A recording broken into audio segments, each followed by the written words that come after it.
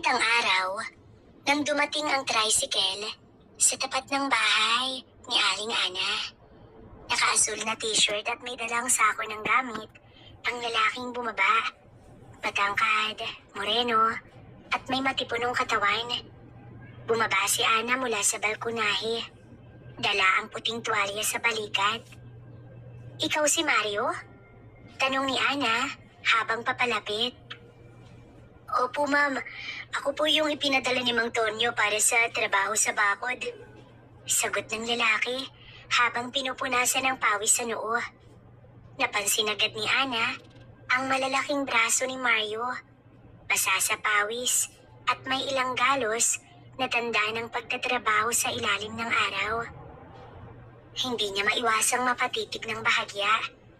Matagal na rin kasi siyang hindi nakakita ng ganoong klaseng lalaki. Mula nang pumanaw ang kanyang asawa, 3 taon na ang nakararaan. "Mabuti at dumating ka na. Pasok ka na muna. Magpahinga ka. Nasa likod ang kwartong pansamantalang tutulugan mo," sabi ni Ana habang inakay ang lalaki papasok. Tahimik si Mario habang sinusundan siya. Napansin ni Ana na magalang ito at hindi pala kibo. Isa pa lang, gusto niya ng pagkatiwalaan. "May tubig sa mesa, kumuha ka lang. Bukas ka na magsimula kung gusto mo. Magpahinga ka na muna ngayon," alok ni Ana. "Salamat po, ma'am." "Huwag mo na akong tawaging ma'am. Ana na lang. Ang tanda ko tuloy masyado." Biro ng babae. Napakamot sa batok si Mario. "Sige, Ana." Habang iniwan na ni Ana si Mario sa kanyang silid, napatingin siya sa refleksyon ng binata sa salamin sa may pinto. Malalim ang tingin nito. Seryoso ang muka. Hindi niya alam kung bakit. Pero may kung anong kiliti sa kanyang tiyan na matagal niya nang hindi naramdaman. Sa gabi, habang nakahiga na siya sa kama, biglang sumagi sa isip niya ang mukha ni Mario. Ang mga mata nitong tila may tagong lungkot.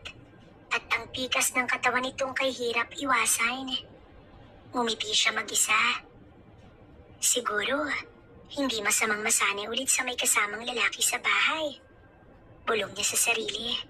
Habang sa kabilang silid, si Mario naman, nakahiga at napapaisip din.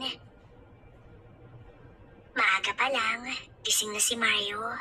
Sa likod ng bahay, nagsimula na siyang maglinis at maghanda ng mga gamit para sa pagkukumpuni ng sirang bakod.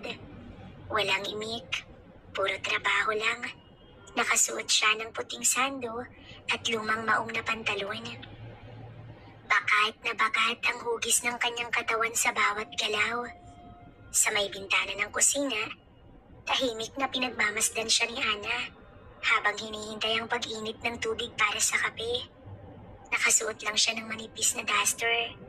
May hawak na tasa, pero ang atensyon niya, wala sa loob ng bahay. Ang bawat pagyuko ni Mario habang pinupulot ang mga kahoy, ang pagpahid niya ng pawis gamit ang laylayan ng kanyang sando, lahat ay hindi nakaligtas sa mata ni Ana. Napalunok siya. Grabe, ang bata pa pero ang tikas. Gulong niya sa sarili. Nagulat siya nang biglang lumingon si Mario. Nagtagpo ang kanilang mga mata. Saglit lang pero sapat na para kumabog ang dibdib ni Ana. Parang nahuli siya sa paninilip. Ngumiti at tumango si Mario. Nagkunwari namang abala si Ana. "Ano, gusto mo ba ng kape?" Sigaw niya mula sa loob.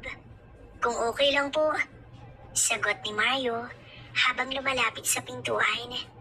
Bumukas ang pinto. Pumasok si Mario. Pawisan at may bahagyang putik sa kanyang pantalon. Inabot ni Ana ang tasa ng kape. Sa pag-abot niya, nagdikit ang kanilang mga kamay. Pareho silang natigilan. Mainit ang kape, pero mas mainit ang naramdaman nilang dalawa sa sandaling yun. "Salamat po," mahinang sabi ni Mario. Medyo mailap ang tingin. Ngunit si Ana, pilit na binabaliwala ang nararamdamang kuryente sa balat. "Sige, doon ka na lang sa may lamesa. Mag-almusal ka na rin. Habang kumakain si Mario, pasimpleng sumusulyap si Ana. Tahimik lang ang lalaki. Pero may kung anong lalim sa mga mata nito. Lalo siyang nakaramdam ng kakaibang init sa dibdib at sa pagitan ng kanyang mga hita. Wala man silang sinasabi. Pareho nilang alam, may unti-unti nang nagbabago. Tanghali na at tirik na ang araw. Abala si Mario sa likod bahay. Pinupukpok ang mga kahoy na poste. Pawis na pawis siya. Kaya hinubad na niya ang sando at isinampay sa gilid. Sa loob ng bahay, hindi mapakali si Ana.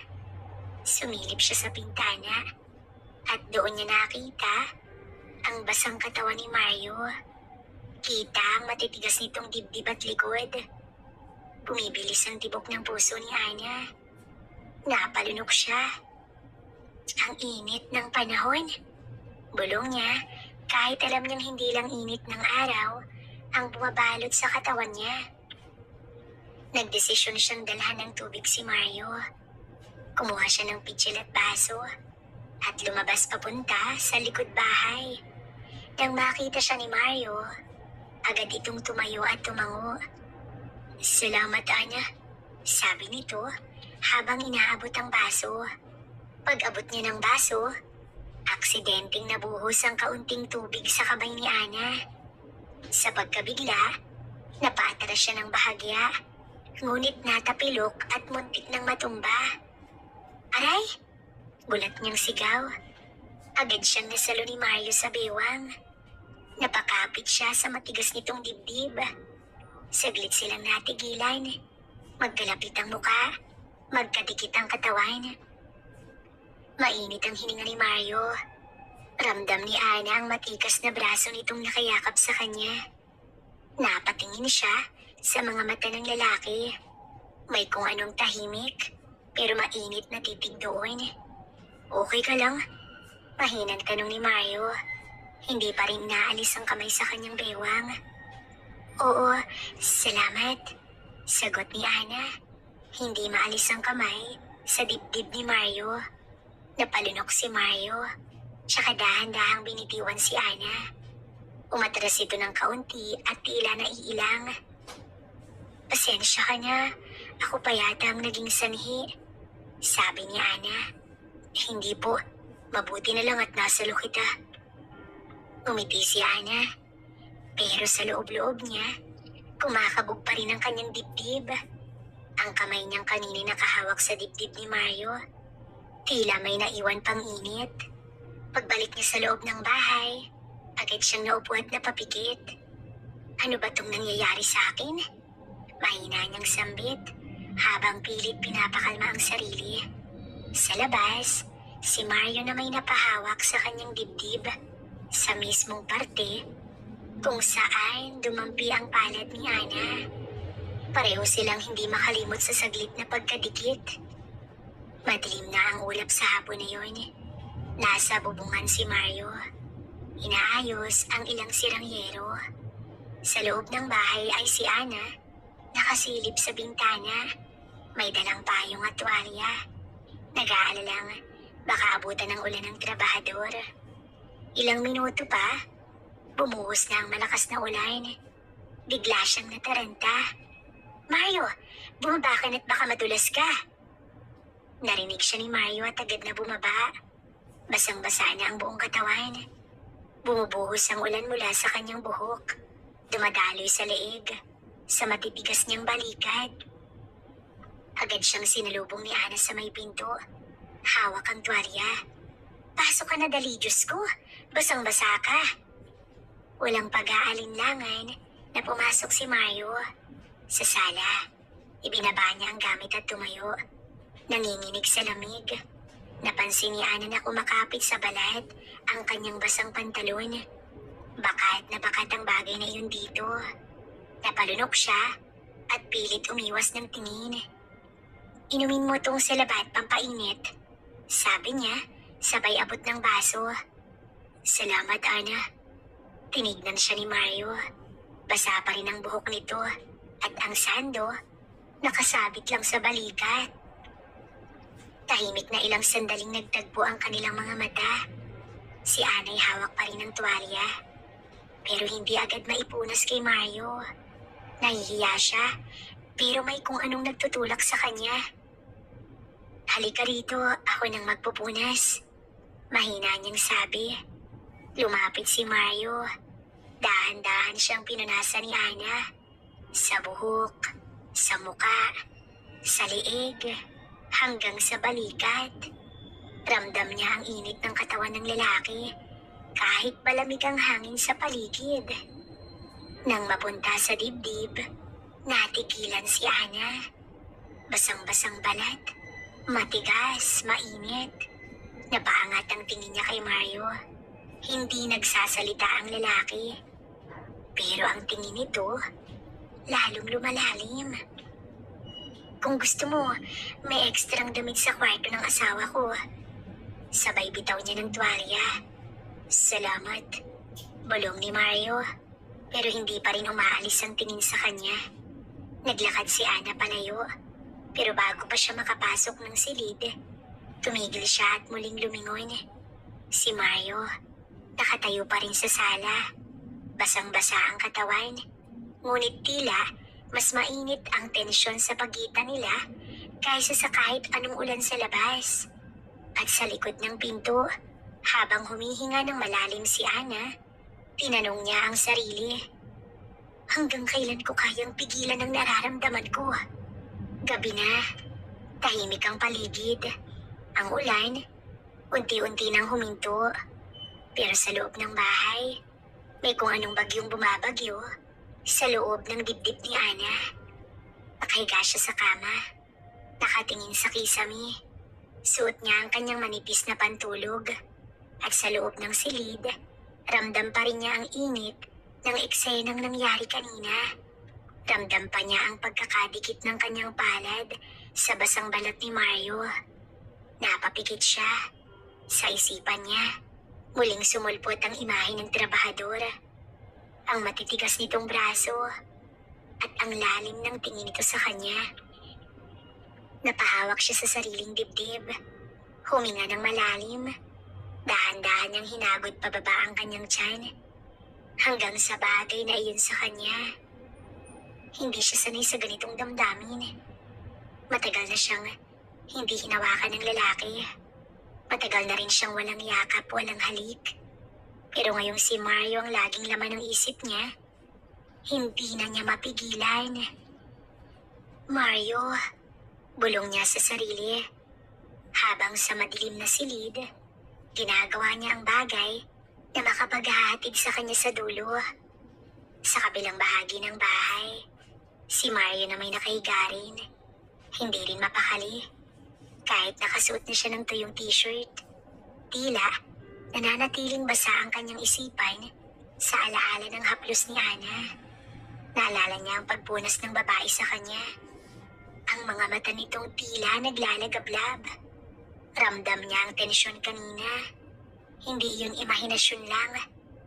Napahawak siya sa sarili. Sa isip niya, nakatayo si Ana sa may pintuan ng kanyang silid. Suot ang manipis na pantulog. Nakatingin sa kanya ng mapangakit. Kung hindi lang ako gumagalang sa kanya, bulong niya habang pinapawi rin ang sariling init. Magkahiwalay silang dalawa sa gabi, pero pareho ang kanilang ginagawa. Pareho silang nauuhaw.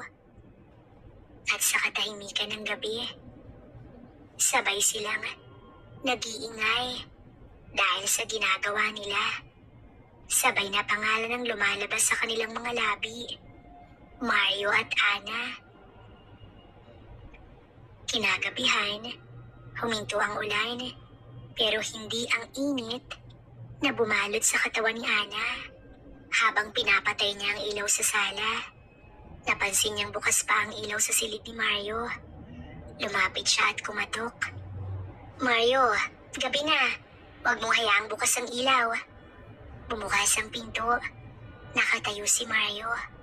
Suot ang puting t-shirt at boxer. Namumungay ang mata. Tila bagong gising. O baka naman, Kagagaling lang din sa mainit na sandali. Pasensya na, hindi ko napansin. Sagot nito. Medyo pausang boses. Sige, magpahinga ka na. Bukas ulit ang trabaho mo. Sabi ni Ana. Ngunit hindi pa siya umaalis. Parang may humihila sa kanya palapit. Gusto mo ng mainit na gatas? Kung hindi ko nakakahiya. Hindi na siya sumagot. Tumalikod siya at nagtungo sa kusina. Nagpainit siya ng gatas. Pero habang iniintay ang kumukulong tubig, napansin niyang namumula ang pisngi niya. Huminga siya ng malalim. Pagbalik niya sa kwarto ni Mario, inabot niya ang tasa. Inumin mo agad, baka lumamig. Ngunit sa pag-abot niya, nadulas ang tasa sa daliri ni Mario. Kumalat ang mainit na gatas sa kanyang kamay at medyo nabasa rin ang dibdib nito. Ay, mainit? Gulat ni Ana. Kaunti lang, okay lang ako. Sagot ni Mario habang pinupunasan ng dibdib gamit ang tuwalya. Ngunit bago pa siya makatalikod, hinawakan siya ni Ana sa kamay. Marahan, dahan-dahan. Mario? Tumingin si Mario. Nagtagpo ang kanilang mga mata. Ilang segundo ng katahimikan ang lumipas. Parehong may gustong sabihin, pero wala nang kailangang sabihin. Inilapit ni Ana ang kanyang muka at doon, naglapat ang kanilang mga labi. Unay marahan, parang nag-aalangan, hanggang sa naging mapangahas. Hinawakan ni Mario ang biwang ni Ana. Inilapit ang katawan nito sa kanya. Lumiyad si Ana at yumakap pabalik. Mainit ang halikan. Habang lumalalim ang gabi, unti-unti silang nilamon ng matinding pagnanasa. Hinaplos ni Mario ang likod ni Ana, habang si Ana marahang gumapang ang kamay sa mga braso ni Mario. Habang humihinga ng malalim, binulong ni Ana. Wala nang ibang tao rito, Mario. Ako lang at ikaw. Hindi na nagsalita si Mario. Binuhat niya si Ana at dinala sa kanyang kama. Sa loob ng silid, tanging mga pag-iingay at impit na pangalan lang ang maririnig sa pagitan ng bawat kilos, halik at ingay ng katawan. Gabi yun ang mainit na pagkakasala. Pero sa kanilang dalawa, wala nang kasalanang naramdaman. Maagang umaga, tahimik ang paligid.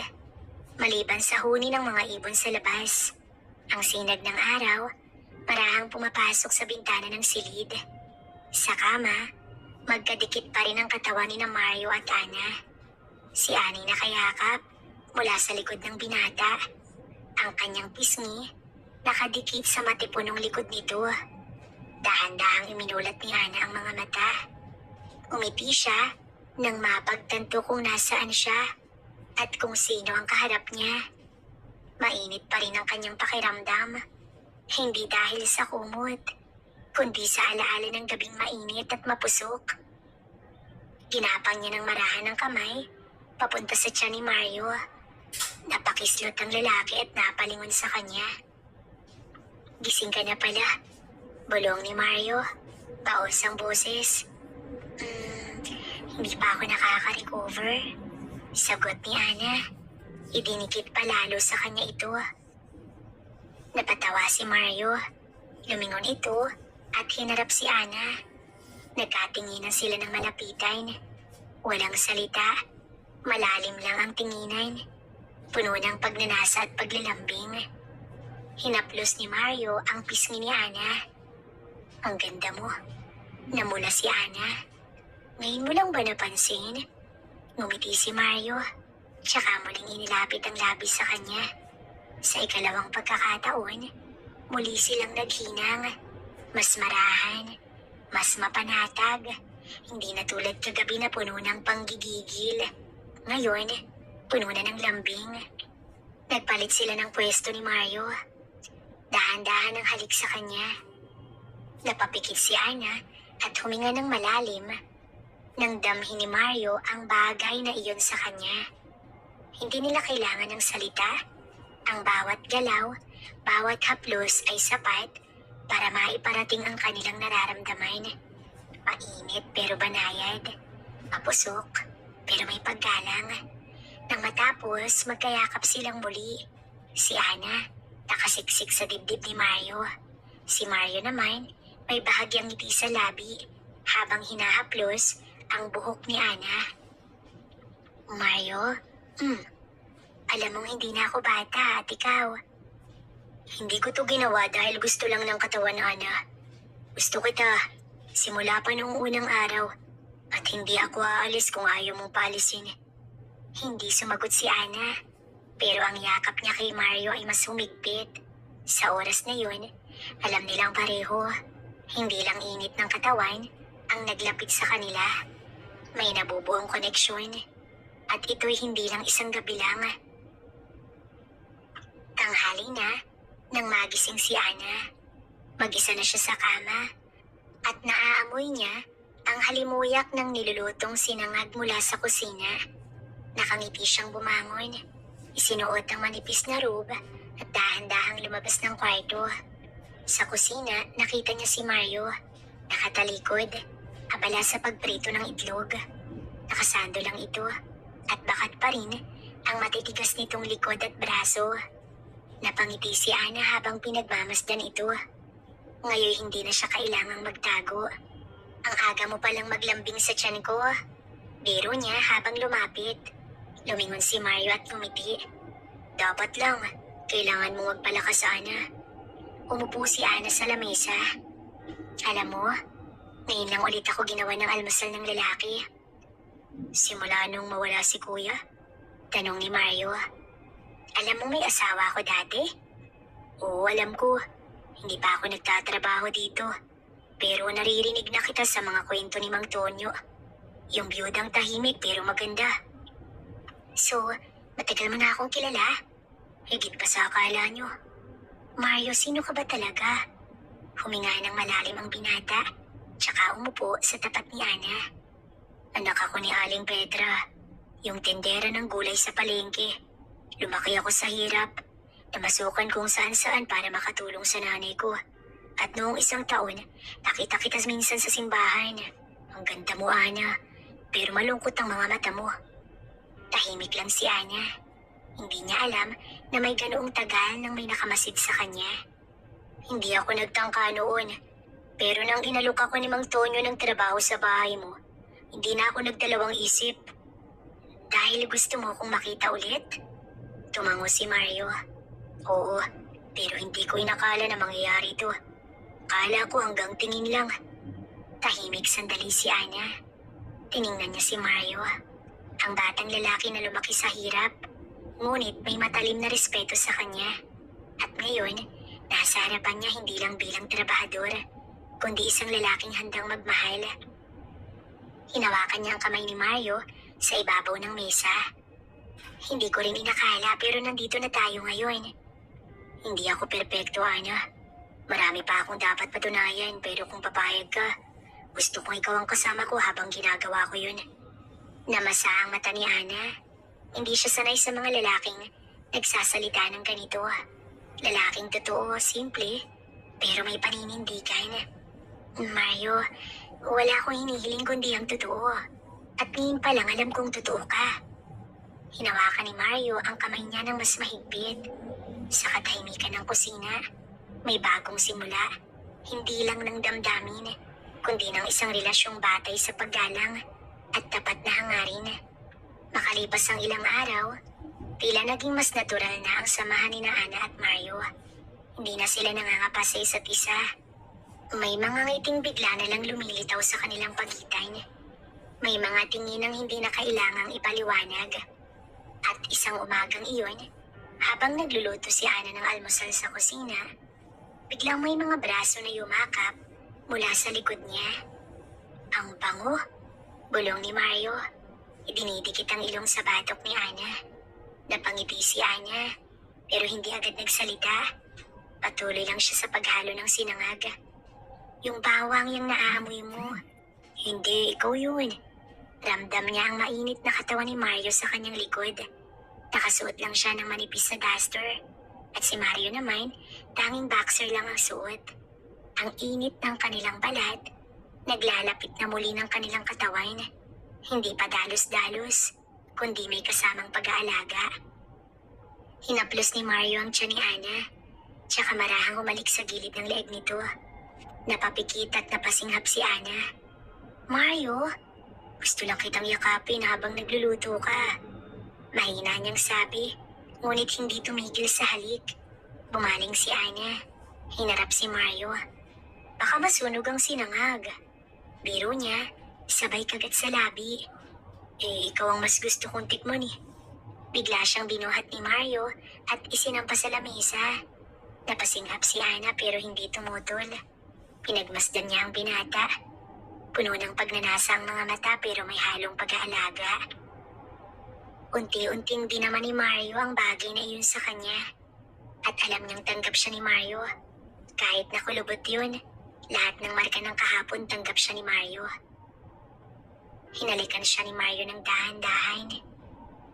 Hindi napigilan ni Ana na may lumabas na ingay sa kanyang lalamunan habang ginagawa ni Mario ang bagay na makapaghahatid sa kanya sa dulo.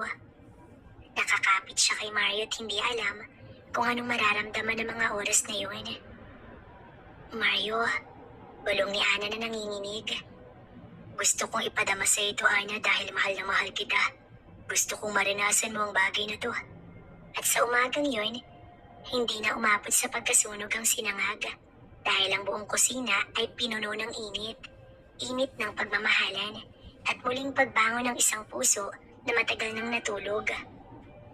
Lumipas sa mga araw na puno ng tahimik na ligaya.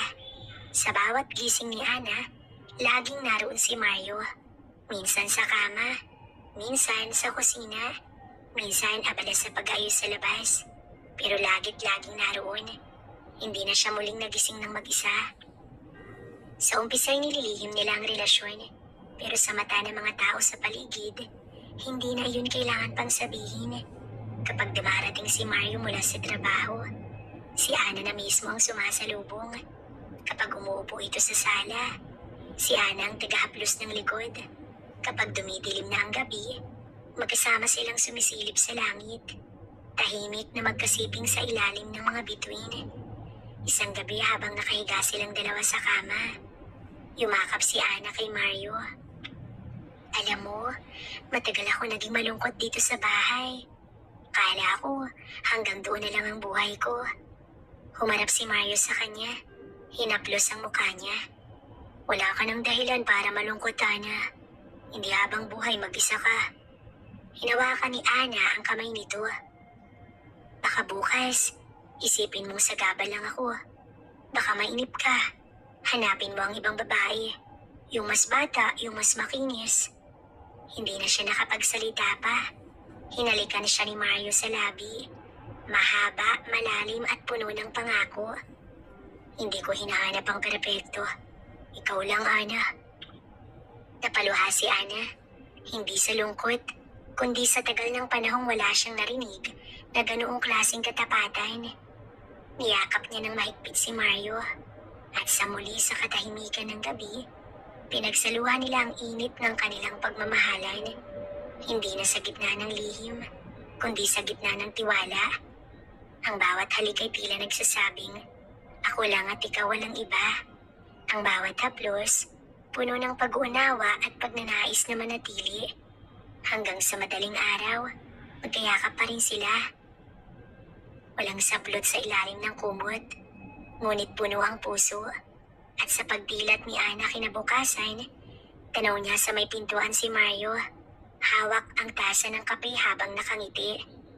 Good morning, mahal. Napangiti na lang si Ana. Hindi na siya nag-iisa at hindi na siya muling mag-iisa.